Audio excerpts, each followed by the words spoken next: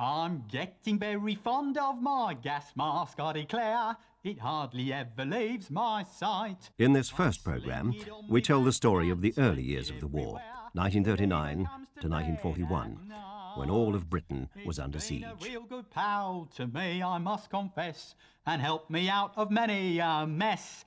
My sister had a lot of socks to mend. She gave me her fat bouncing baby to tend. And when I felt it leaking at one end, I did what I could with my gas mask.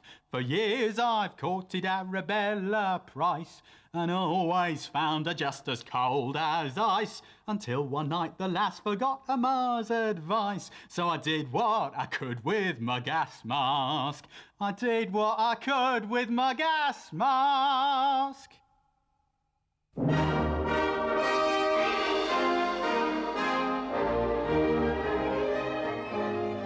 It all began on that fateful day in 1938, when Prime Minister Neville Chamberlain, a nice man but naive politician, signed a treaty with a man called Hitler that promised us peace forevermore.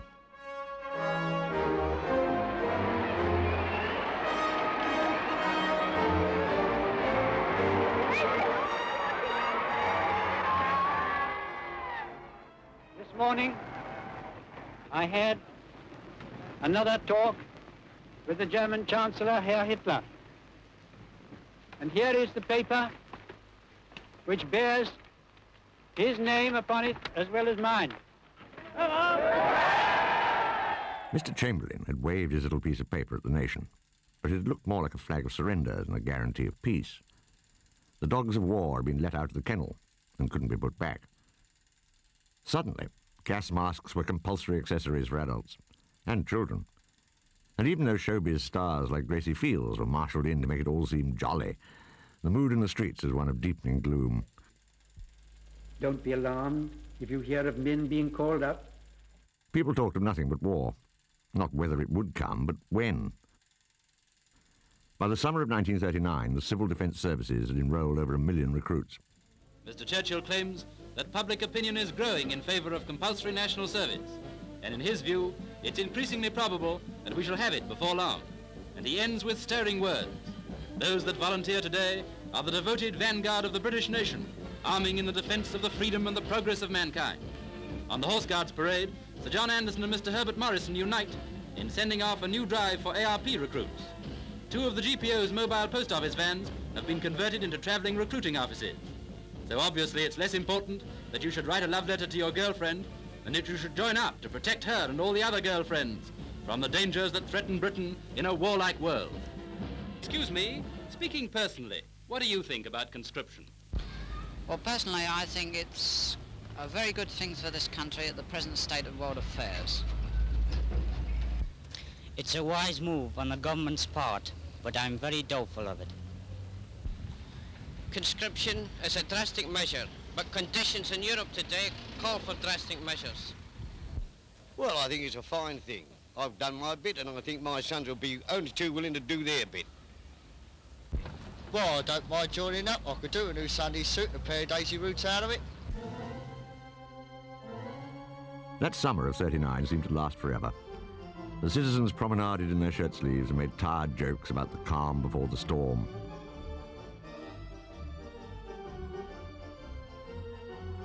Holidaymakers lazed beside the sea that separated them from Europe. Out there beyond the horizon, the lights had gone out in a small country called Czechoslovakia. Poland was next, and if it fell, Britain would be at war. I am speaking to you from the cabinet room at 10 Downing Street. This morning, the British ambassador in Berlin handed the German government a final note stating that unless we heard from them by 11 o'clock, that they were prepared at once to withdraw their troops from Poland, a state of war would exist between us. I have to tell you now that no such undertaking has been received, and that consequently this country is at war with Germany.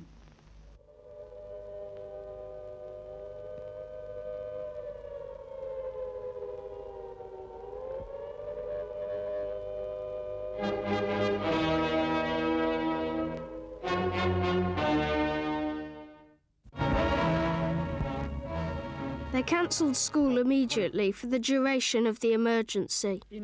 Handy, I had a lot to do. Me and Stanley set off on our bikes to look for the war. In the evenings, the RAF crew played football with us, till the girls came, then they lost all interest in football. We thought about reporting them to the police for neglecting the war effort. However much we may sympathise. Best were the barrage balloons. We spent hours at Dockway Square staring through the railings. The balloon was like a great silver elephant whose side crinkled with every breeze. The whole British Empire in war. But very soon war would stop being fun. The growing certainty that the Germans would bomb our cities meant that children would have to be evacuated. As the war came nearer, the great exodus began. Under the great evacuation scheme, with a smoothness and speed that avoids a single accident or delay. I packed all their best clothes in bags and slung them round their shoulders. And when they were ready to leave at 6 o'clock in the morning, my 12-year-old said to me, "I promised Dad I'd take care of you. How can I do that when you're sending me away?" I ran back into the house and burst into tears. Germany and Poland. But we shall be fighting for something which is vital to our life. We marched from our schools to the station, complete with gas mask and lapel label. The streets were lined with our families. Going down Nile Street, my grandmother ran into the road to say farewell. The police lining the route tried to stop her, but though she was tiny, she bulldozed her way through and marched with us to the station. Kind care of newfound friends in safer places. What a tragic contrast to the preparations for the horrible struggle that may lie ahead. It began as a great adventure, the moving of a junior multitude by train and charabanc to all parts of the English countryside. But parents knew, as their children did not, that this shockingly abrupt change in the lives of ordinary families would have powerful emotional consequences. Most of these children had never been away from home. So to ease the pain of evacuation, the government enlisted the support of the most famous mother in the land. Her Majesty goes down to the country to see how London's evacuated children are getting along. She finds them healthy, happy, and above all, extremely busy. With the Minister of Education, Lord Delaware, Her Majesty makes a tour of the village. Better look behind you, Sonny. There's the Queen coming down the garden path.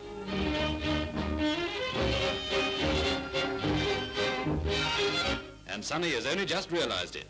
In the village hall, the Queen sees other children at play, and one little lady has many questions to ask the royal visitor on the best ways of stringing beads. And the Queen finds another little girl bathing her. Oh, excuse me, about those beads. The Queen finds another little girl bathing her dolly and reminds her not to forget to wash behind the ears. And those beads. You know, washing behind the ears is very important. Thousands of you in this country have had to leave your homes and be separated from your fathers and mothers. My sister Margaret Rose and I feel so much for you, as we know from experience what it means to be away from those we love most of all. To you, living in new surroundings, we send a message of true sympathy, and at the same time, we would like to thank the kind people who have welcomed you to their homes in the country. But I am sure that you, too, are often thinking of the old country. I know you won't forget us. It is just because we are not forgetting you. Education takes on a fuller meaning in this open-air experiment in Sussex. For city children, mainly working class, who'd never seen the countryside, let alone lived in it, this was culture shock on a vast scale. Once they'd been allotted a place to stay and a family to live with, they were obliged to acquire strange new skills. Some children were billeted in farm cottages. Others found themselves lodged with juvenile working bees in huge country houses. When we were evacuated, we went to a massive manor house owned by Lady Bibby. She was a fantastic woman, but she hated grey squirrels. She kept a gun under the window, and every time she saw one, she shot it dead. Are you frightened of the cows now? still a little frightened of the cows, are you? And have you seen any of the new flowers? Are there any daffodils out yet? Yes, sir. Are there?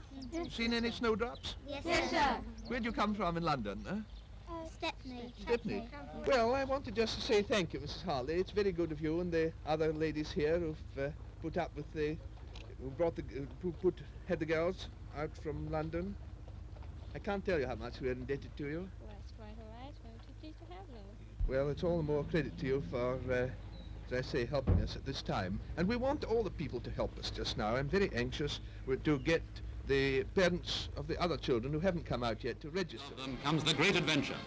So it's goodbye to the cities and danger areas, labelled and loaded and not forgetting their gas masks. For mothers, there was a double heartbreak. First, there was the pain of parting from their children for months, possibly years. Then the terrible moment when they had to watch their husbands leave for the front. Knowing they might never return. Knowing that a few stumbling words on a railway platform might be their last.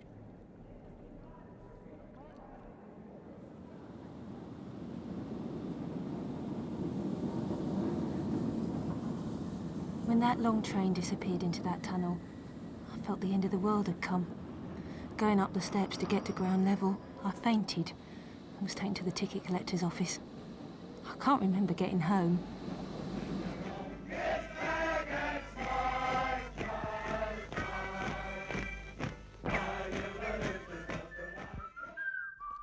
And as the troops marched off, singing a song their fathers had sung in the First World War, life in Britain resumed its leisurely tempo.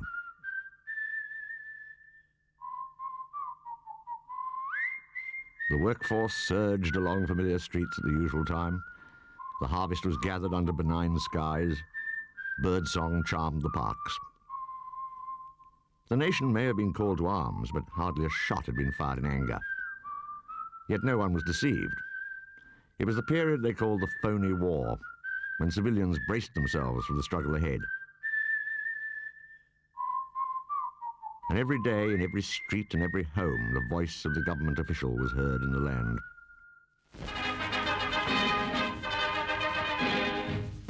Some of us have been inclined to forget about our gas masks. It's important that we should be prepared against gas. You all have a gas mask, and you ought to carry it and also to practice wearing it. Put it on for 10 to 15 minutes, one day a week. It may be a little irksome at first, but you'll soon get used to it. Don't forget, by the way, to wipe the inside dry after you've taken your mask off. Here in the Ministry of Home Security, we try to set an example by wearing our masks once a week for a few minutes. And this is what happens. Gas mask on 5 minutes, please.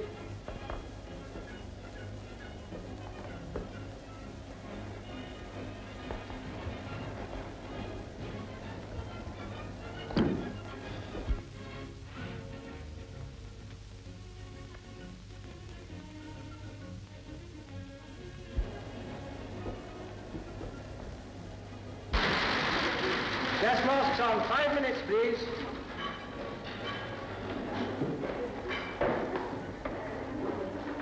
Stick your chin well out.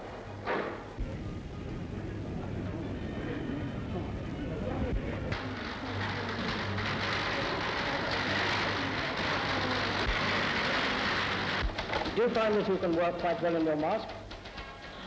Yes, quite easily. And it's quite comfortable, is it? Yes, you soon get used to it. That's good. Now, don't forget to wipe your mask after you've used it. Dry the inside.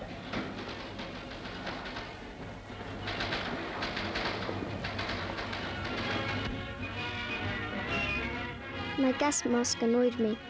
You had to carry it with you all the time, and the case would bump against your side. I felt as if I couldn't breathe in it, and the smell of rubber made me feel sick.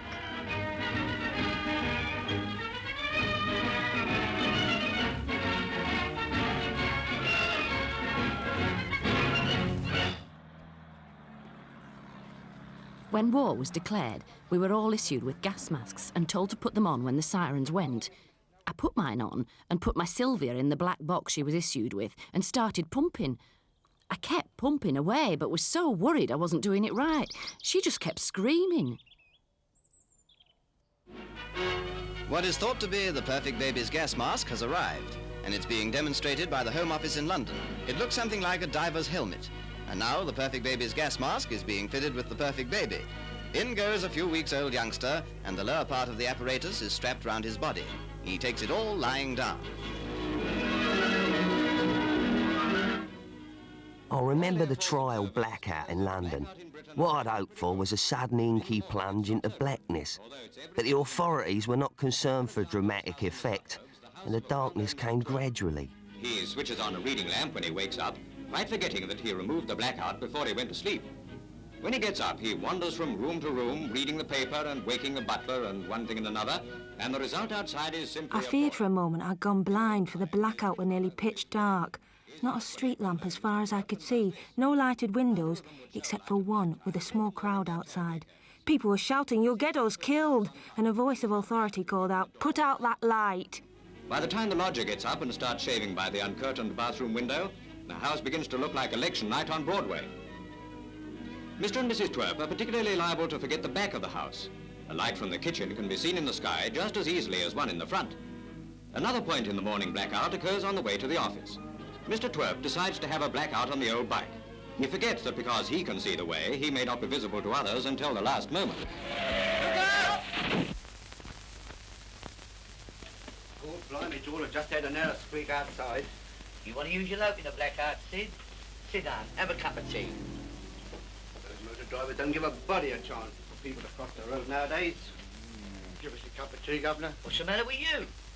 Some mug just tried to sling himself under my wheels. The way they go about, you'd think they were tired of life.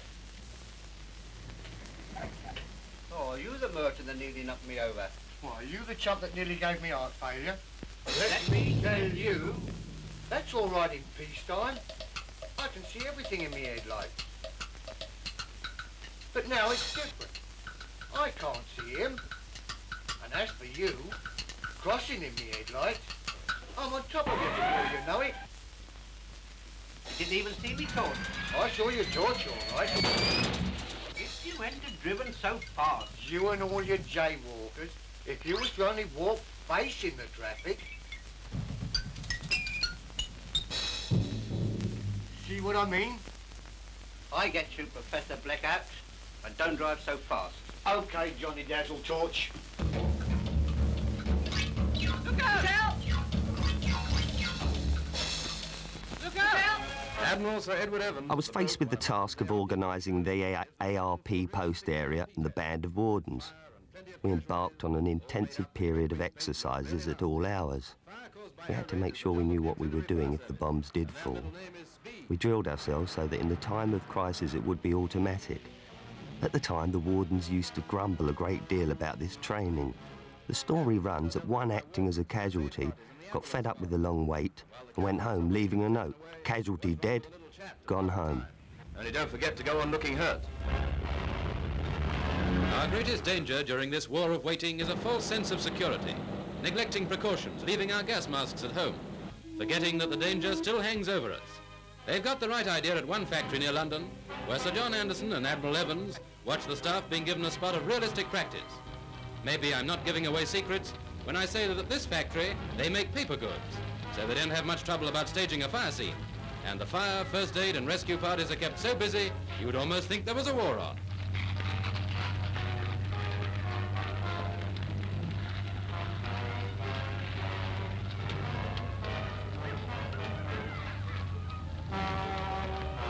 So if ever we do have to deal with the war from the air, here's one place where they'll know just what to do.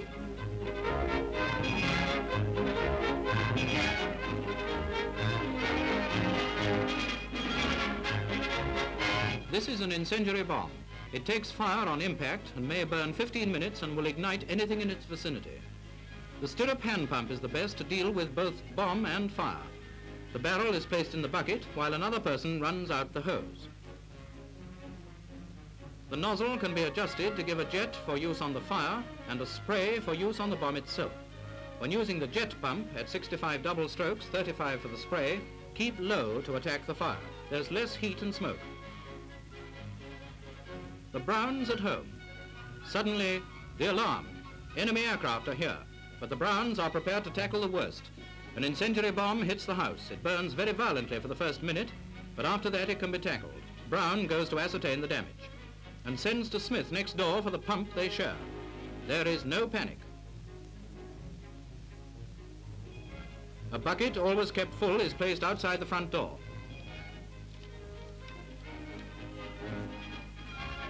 Miss Smith arrives.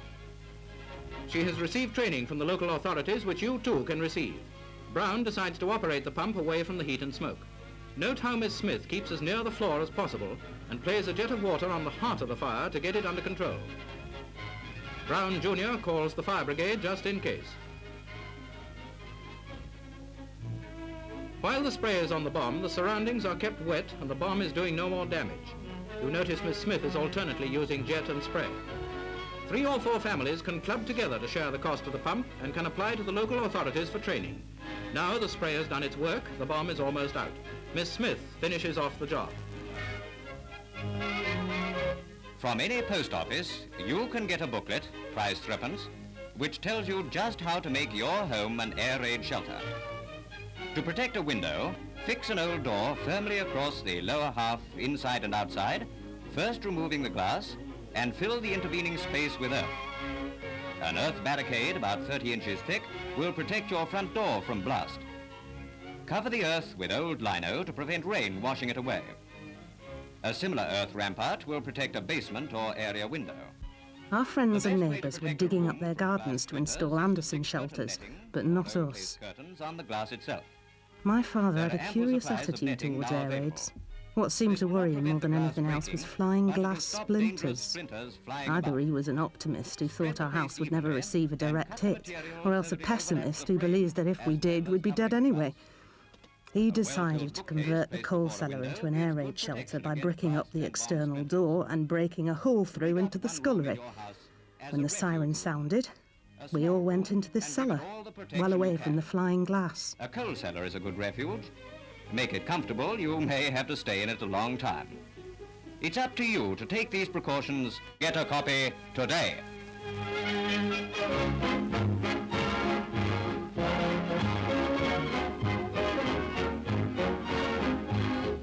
Surely we could leave the clock. Oh, no, my dear. Not according to the book. He was right, of course. The clock has a glass face, and you don't want glass in your refuge room. It's a sound instinct to want to shelter at home. Most houses are good protection against blast and splinters. And with one of the new shelters specially designed to be proof against debris in your refuge room, you're very well protected. Do as these people are doing. Prepare your refuge room and remove from it everything unnecessary. Eventually we got a Morrison shelter. I had to put it together because with Dad away there was no one else to do it. I cut myself at school pretty bad and had one hand in a sling. So there I was working with my left hand lifting these huge pieces of metal to make the table shelter. The sirens would go and we'd all climb into it. It was really uncomfortable. Eventually I'd find myself staying in bed despite all the shouts of my mother. It should be put in the middle of the room and can be used as a table. When the cloth and tea things are laid, you'd hardly know it for a shelter. But that cosy tea party had to be postponed, for suddenly the phony war was over. Across the Channel in Belgium, the stranded British Expeditionary Force faced destruction by Hitler's army, until a fleet of small ships raced to the rescue at a place called Dunkirk and gave birth to a legend. A man called Churchill spoke for the nation.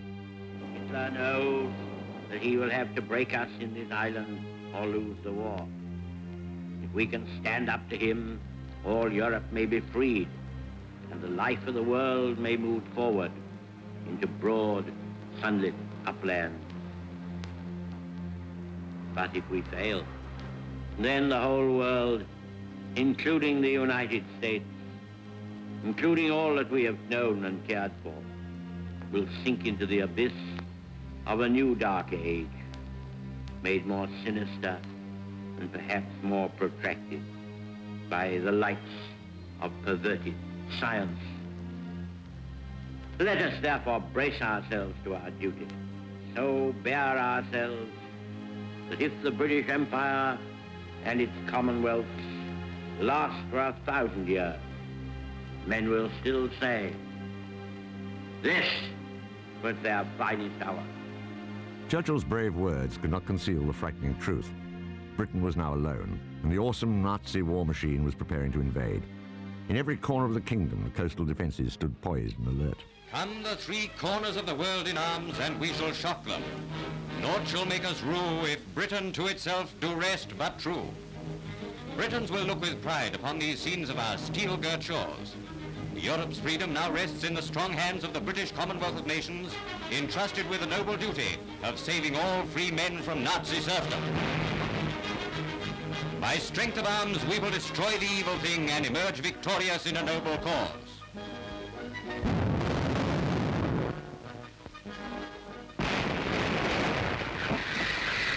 Now, with his forces confronted by an invincible will to win, Hitler makes an appeal to reason, the same kind of reason which resulted in the engulfing of those who wandered and fell. But Britain's defenders have minds not molded by rubber truncheons. With supreme confidence, they await the order to strike, an order which might call them from an occasional respite to face death itself. The spirit is there and can never be destroyed. And what spirit? Listen.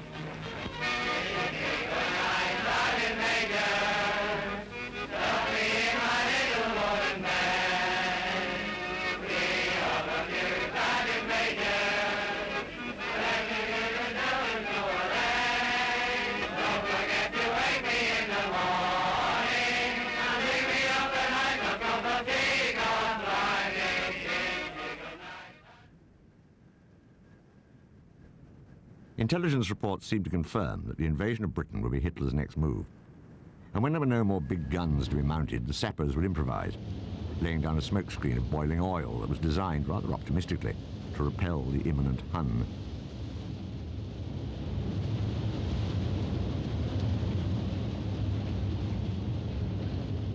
Schools near the coast were turned into military HQs, and strange new aerials sprang up.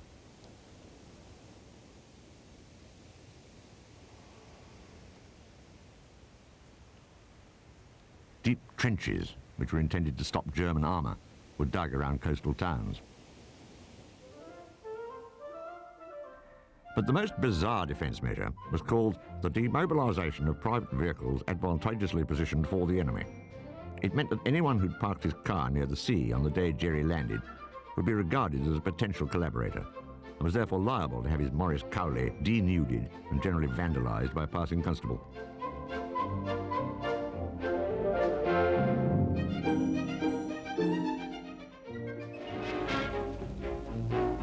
In the local defence volunteers, now renamed the Home Guard, the country has a new and powerful shield against invasion. They have grown to such huge proportions in a few weeks that Lieutenant General Sir Henry Parnell has been appointed their Inspector General, and it'll be his task to preside over the training of this great defensive force of 1.5 million men who are all volunteers, and a great many of them old soldiers. Their orders, and this is something on which there has not always been clear understanding, are first of all to observe. Now here's an example. Set in a typical piece of country, downland and sea. Home Guards patrolling in pairs, as always, keep watch for any sign of invasion by land or water. They have seen something. One man runs back to platoon headquarters to report, while the other continues to observe the country. At the Home Guard post, the men are well under cover in a gorse clump.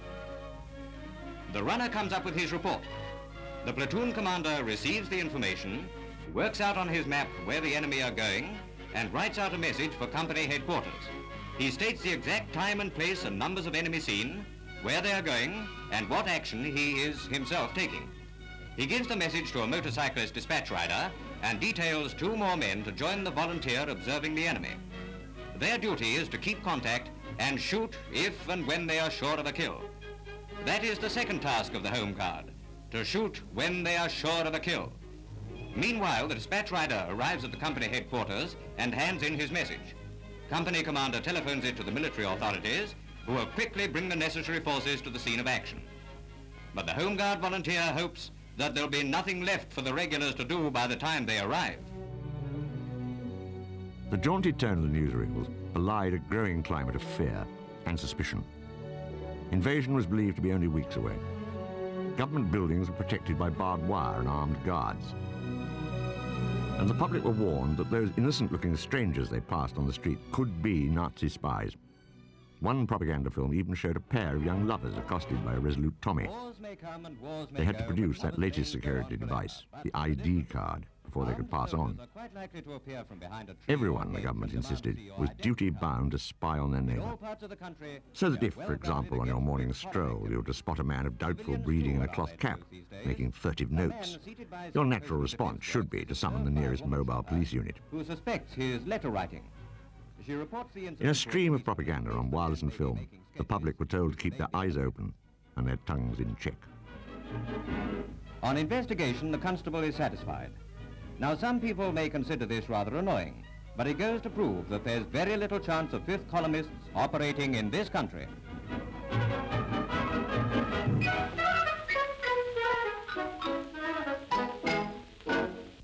Lovesick John Jones met indiscreet Mary Brown in a cafe. He said to her, "Let's go to Coomwood for a picnic on Saturday, Mary." She said to him, We can't do that, silly. It's closed to the public. There's a dump of our new mine detectors there. the consequence was... They're right overhead now, Centre. Looks like the wood's going to get it. And the world said, That's your fault, Mary. It's more important than ever nowadays not to indulge in careless talk.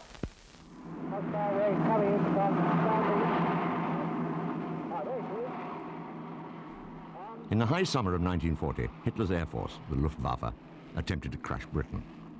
The long wait was over. On that first day, August the 12th, the sky was dark with enemy planes.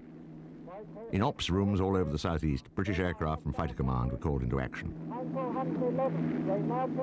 Wave after wave of German bombers were fought off, but inevitably some got through and the first bombs fell. The war had come to Britain.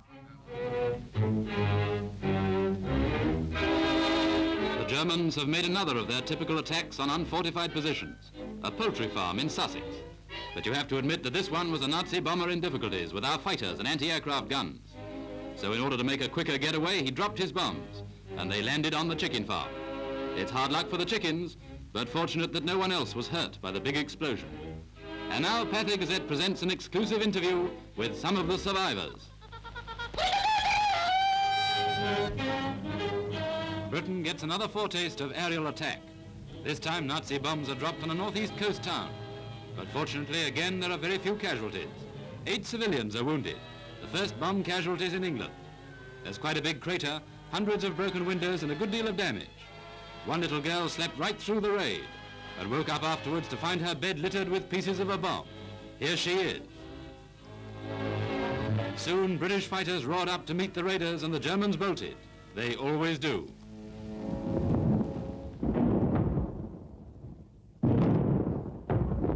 In September, in retaliation for an RAF raid on Berlin, Hitler ordered his bombers to attack London. They bombed all day and then came back at night, 600 bombers and 700 fighters, and they left behind a burning horror. This was a new and darker kind of warfare, a war against civilians. Night after night it went on, and it added a new word to the nation's vocabulary, one that had the force of an expletive: Blitz.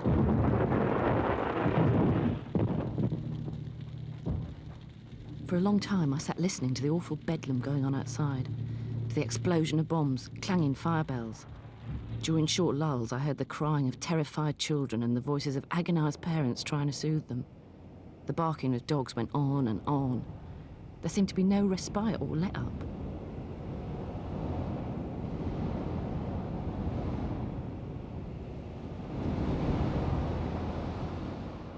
It had gone through the first floor and straight through to the ground floor where the people were sheltering. The woman and the kids were lying round the edges of the room, and the men had been in the middle playing cards. The bomb had dropped right in the middle of them. It was chaos. They were all covered in bricks and rubble and were crying and groaning. We started to dig them out. A tram, too. Is a London tramcar of military importance?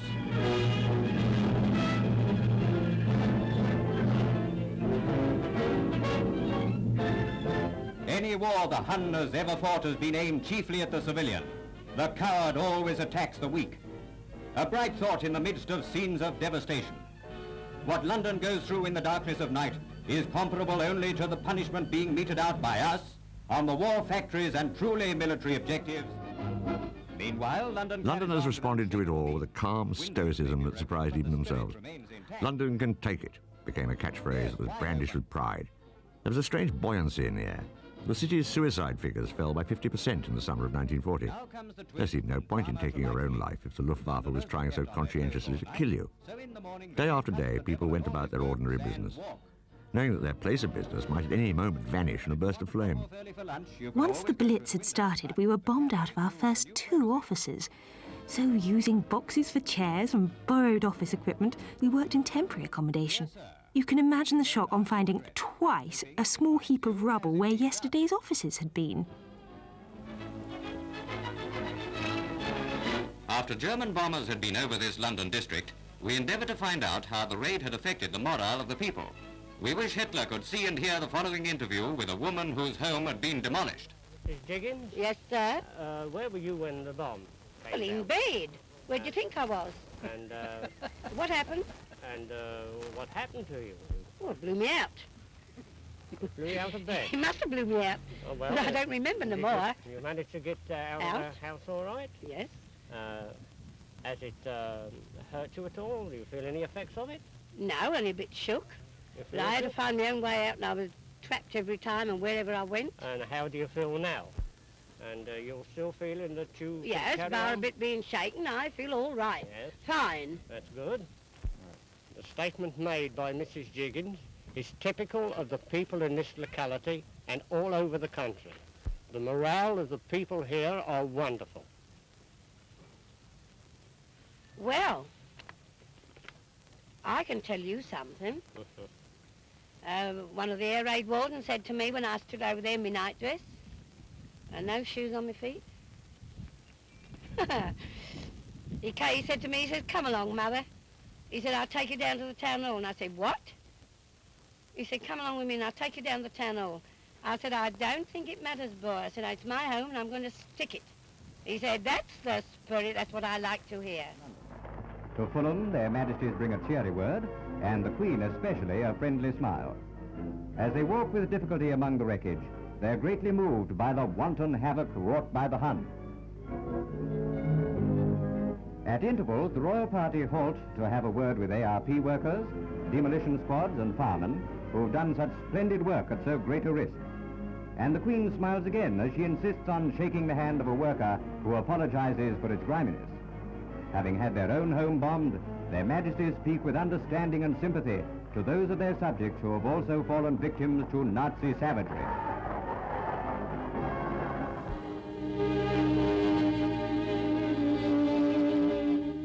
The martyred city of Coventry.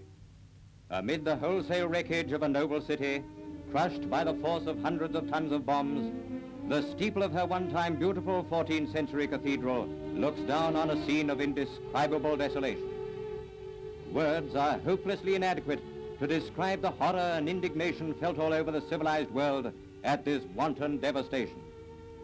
1,000 citizens of Coventry were killed or maimed by the Nazi disciples of slaughter, who kill mostly for the joy of killing and destroy mostly for the joy of destroying. These are scenes of the butchery at Coventry. There wasn't a minute's break for a solid 11 hours, and later on the guns gave out for want of ammunition, so of course the buggers had it all to themselves. You wouldn't know Coventry. The whole town is down, nothing but a mass of rubble. All those beautiful shops, Boots, Flynn's, the jewellers all along there and down Smithfield Street, Marks, Woolworth's gone, not a shop standing anywhere. All the factories are down, George's place is gutted, and even after over a week the place is burning in parts. Hastening to be with his people of Coventry in their hour of adversity, the king was an inspiration to the stricken but courageous inhabitants. They came through the ordeal magnificently. This is their greatest hour. The raid on Coventry was designed to destroy morale. It had been singled out because it was a typical small English town, even though it had no military importance. Manchester was another matter. Its munitions factories made it a ripe target. Ferocious aerial attack on Manchester. They adopted the now familiar tactics of flare dropping followed by incendiary bombs. Why, the flare dropping, goodness knows, for they still bomb indiscriminately. The firefighting and other ARP services behaved magnificently. And despite the So Manchester picked itself up, dusted itself down and got ready to thumb its nose again. Over 15 centuries it had grown from a small market town to a great industrial city. It had survived the Romans, the Normans and the Vikings. It would see off this lot as well. Besides, Christmas was coming. Once upon a Christmas, a very good man would come down the chimneys laden with toys, but this year he walks among the ruins of many homes, the work of an evil being whom no one loves. Hello, there goes the alert. You see, the kiddies have organized their own spotting system. Into action go window watchers and chimney spotters, because Santa Claus has arrived. Soon the whole district is alive with excited boys and girls. For 12 whole months they've been waiting for this. Mind you, they began to wonder if he had had a bomb on his place. But here he is, the old darling, and his toys aren't rationed. They knew Mum and Dad were wrong when they said there mightn't be a Father Christmas this year. At last, something to play with. The nights won't seem half so noisy now. Good old Santa Claus.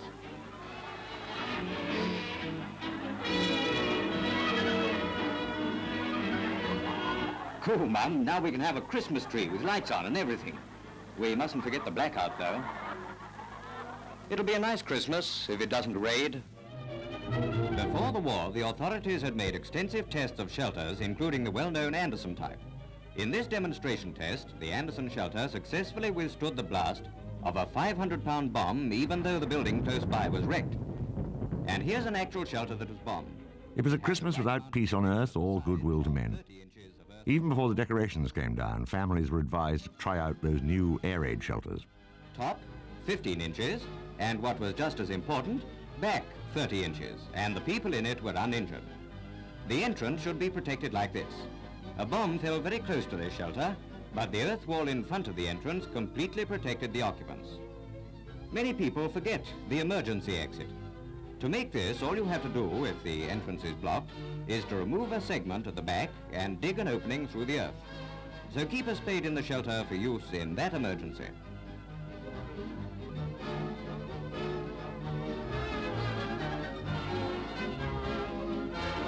Another bombed Anderson. All that happened was that the protective earth was blown off. Without it, there might have been serious consequences. But that little extra trouble helped the people inside to escape completely unharmed. But where the back was not protected, it was blown in and the two occupants were killed by the blast and splinters. Another bad example of an unprotected shelter that was pierced by splinters. A woman was wounded. The unprotected side suffered similar damage. An earth covering would have prevented this. A properly constructed brick shelter is just as good as an Anderson. A nearby bomb only chipped the brickwork. Moral, when you take cover, be covered. The government aimed a lot of its propaganda at children, aware that those nights in shelters with bombs raining down were playing havoc with bedtime routine. The newsreel tone was relentlessly jolly, as though living through the Blitz was a kind of boarding school lark. But for many children, the real experience was one of pure terror. The night lights flickered and made patterns of the shelter walls. Bombs were raining down fast and furious now. One could hear guns. They were firing at top speed not far away. The noise was terrific. The shelter vibrated several times, and I had visions of being buried alive. Nearly getting up time. Oh, hang it, the clock has stopped. Never mind. Thanks to taking the little precautions advised by the Ministry of Home Security, the Smiths have passed a comfortable night and are ready to carry on with a day's work in true British style.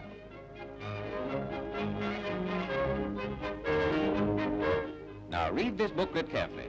If you follow its quite simple instructions, your health and comfort under difficult conditions will be assured, and perhaps like Father, you may turn over for an extra half-hour snooze.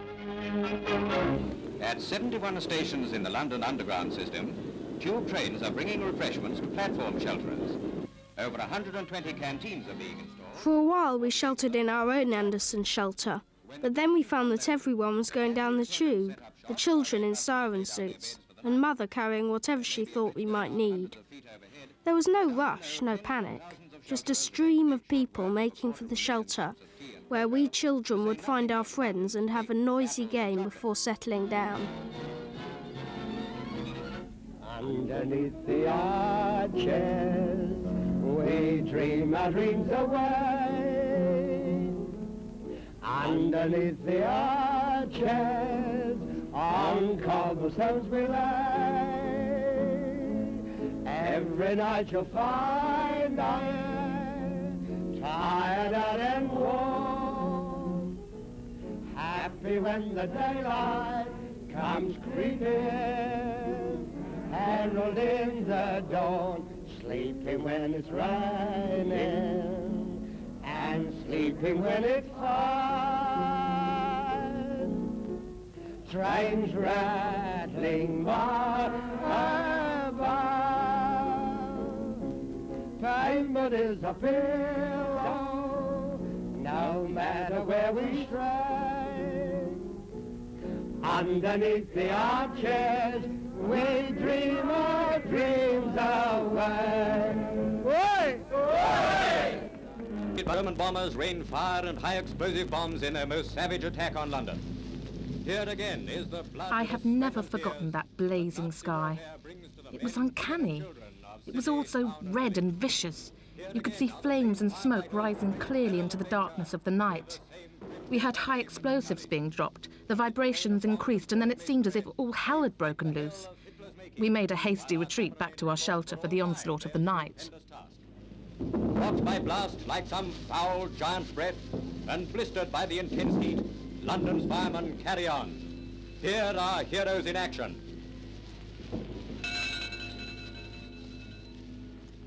I grabbed a saucepan from the kitchen and put it on my head for protection from falling glass, and hurried outside to see what was going on. An infernal din and brilliant array of colours lit the sky all around me. Thick smoke hangs over the heart of Britain as a choking dawn reveals the terrors of the night. London has been wounded during the hours of darkness, but what colossal strength runs in her veins. As hoses still play on the smouldering ruins, a fireman is heard to say, "Blimey, he wasn't half cross with us last night." Let every honour be given to the rescue parties, nurses and doctors, who toil for hours among the wreckage, bringing help and easing the suffering of survivors. From out the bowels of devastation, they bring the injured to be ministered by these gallant brothers and sisters of mercy.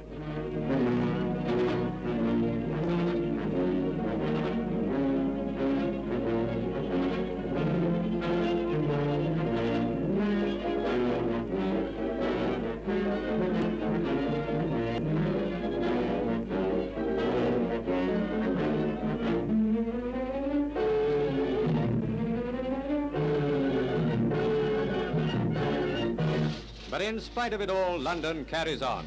Lummy, you ought to hear her carrying on. In no uncertain voice, she echoes Mr. Churchill's words, "We'll give it to them back." Yes, this time we take the gloves off.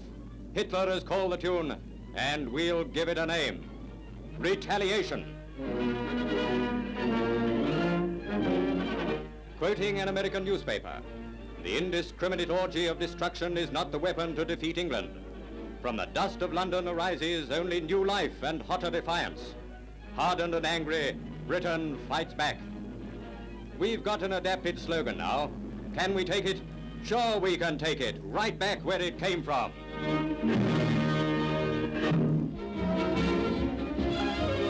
Hey, ladies, best cricket balls, £5 a tenner, shouted Buster Kane. Then someone mentioned his George medal. No, only kick Edwards. Lovely kick Edwards, he replied.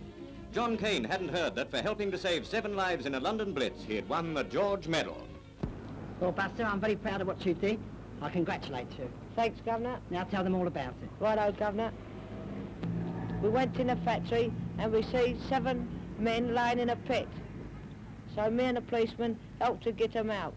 After we got them out, we brought them out on doors, and after that I went and had a ginger beer in a pub.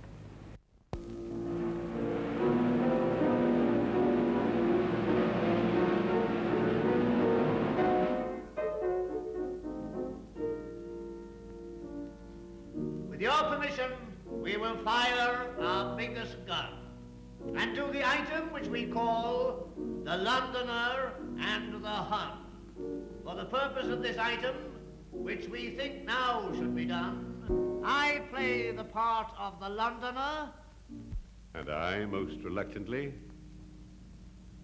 the Hun. You'll have noticed, said the Hun, what they've been and gone and done to the highways and the byways of your town. But it's nothing, said the Hun, to the fusillade of fun that the Führer has a mind to send you down. Aren't you staggered? Aren't you cowed? Aren't you praying out aloud? Aren't you dreading every setting of the sun? Aren't you weary of blaspheming at the bombs that come a-screaming? Don't you wish that you was dreaming? Said the Hun. Shut your big blue pencil mouth, said the Londoner. There's a channel to the south, said the Londoner. But the bully who's your boss doesn't dare attempt to cross. So the nasty-minded cuss thinks he'll take it out of us. But he'd better think again, said the Londoner.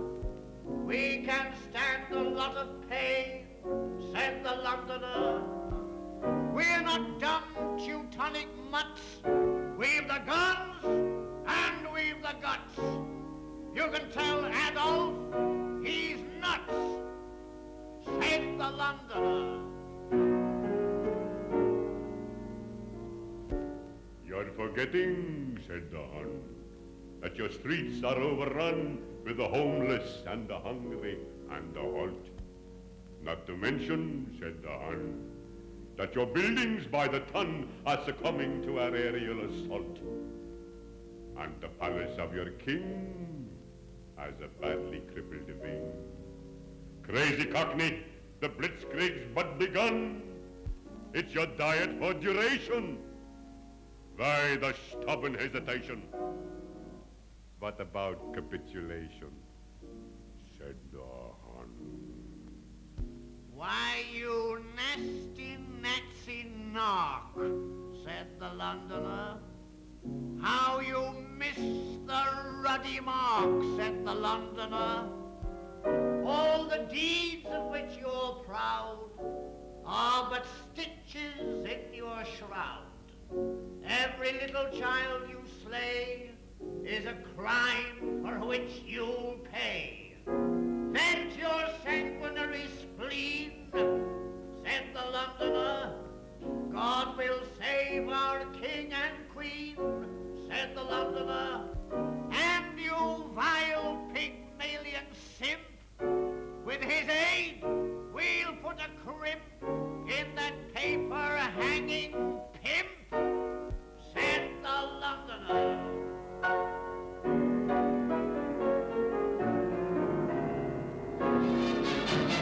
Mrs. Barker's home has been bombed by the Huns, but it'll take more than that to move her.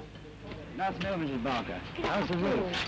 The rain coming through? Well, it came through the other day. All right now? It's all right now. Yes, and how's the cooking? Cook all right? Yes, by gas. You got the water on all right now? Yes, thanks. That's right, that's good. Well, Mrs. Barker, you can be evacuated if you like. I don't wish to be.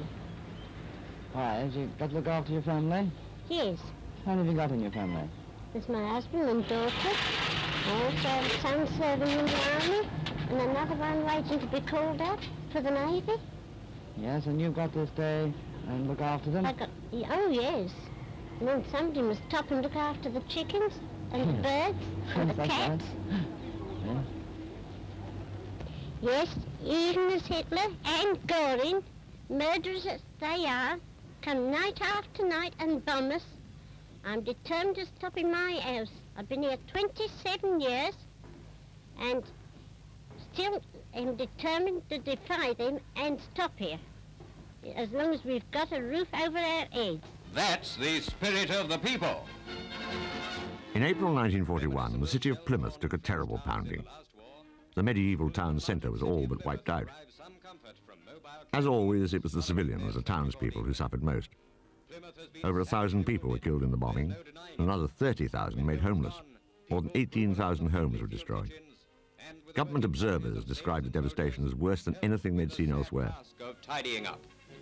And yet they can still make fun and laugh at a man carrying his bed on his back. Plymouth was... Yet as 50,000 people headed out of Plymouth to seek the safety of the moors, in other parts of the country, bomb-damaged cities were being reborn. We've become quite used to seeing scenes like these nowadays, but nevertheless, after Hitler's wreckers have been at work on our homes, you'll find plenty of Churchill's builders immediately... As Britons rebuilt their homes in the summer of 41, a wonderful thought occurred. What if those German bombers were never to come back? And suddenly the dream was true. Hitler had called off the invasion because his air force was needed to support the war with Russia. Mornings after the raids before sees bungers up of bomb owls, their bomb owl bunger-uppers, on the job, filling in those empty window frames which are so drafty these days. And while I think of it, as Bert knows how to repair splinter holes, he'd better take a look at Bill's pants.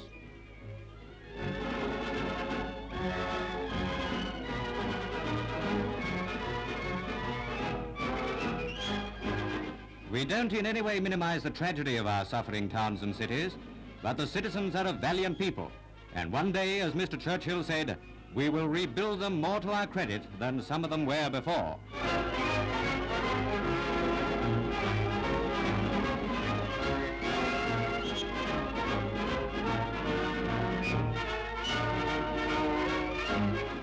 And in the midst of our tribulation... Meanwhile, on the other side of the world, the United States was about to be drawn into a war that had become truly global. They have learned well a technique of surprise... Japanese planes have attacked Pearl Harbor and spent the whole weekend in a daze. Ridiculous that America and Japan should fight.